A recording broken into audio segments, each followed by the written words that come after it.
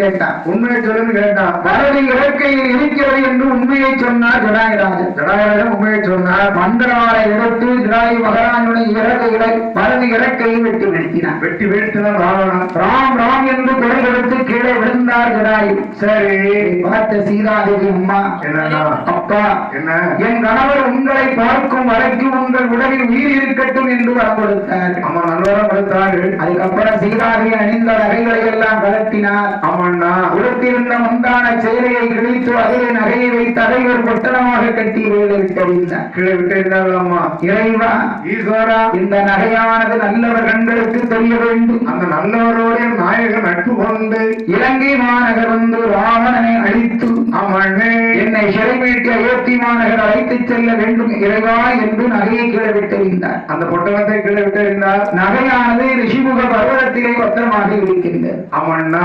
அரக்கனாகப்பட்ட ராவணன் சீதாதேவி அம்மை சிறை எடுத்து அவண்ணே இலங்கை மாநகர வீர இலங்கை மாநகர கொண்டு வந்து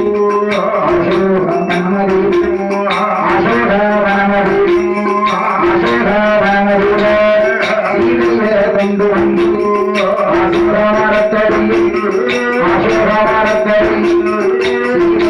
சிறை வைத்தார்.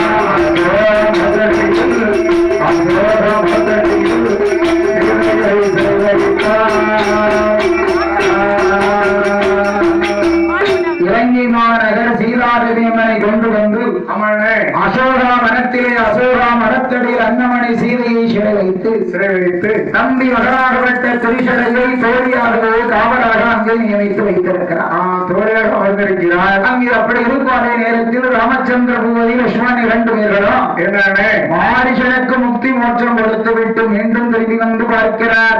ஐயா பர்ணசாலையை காணவில்லை. சீதாதேவி அம்மனையும் காணவில்லை. அது எதுவுமே இல்லை. சீதாதேவியை தேடி தேடி தென் திசை நோக்கி 2 பேர் வருகிற போது என்னன்னா ராம் ராம் என்ற குரல் ஓசை காதிலே கேட்டு வந்து பார்க்கிறார்கள். ஜடாயுராஜன் இருப்பதை அறிந்து கொண்டார்கள். ஜடாயு மகாராஜன் எல்லா விவரங்களையும் கூறிவிட்டு அவனே ஜடாயுராஜன் உயிரை விட்டு விட்டார். ஐயா ஜடாயு மகாராஜாவுக்கு வலது கைகளிலே வைத்து உள்ளங்கையிலே வைத்து ராமச்சந்திர பூமா ஜடாயு மகாராஜனுக்கு முக்தி மோட்சத்தை கொடுக்கின்றார். சரி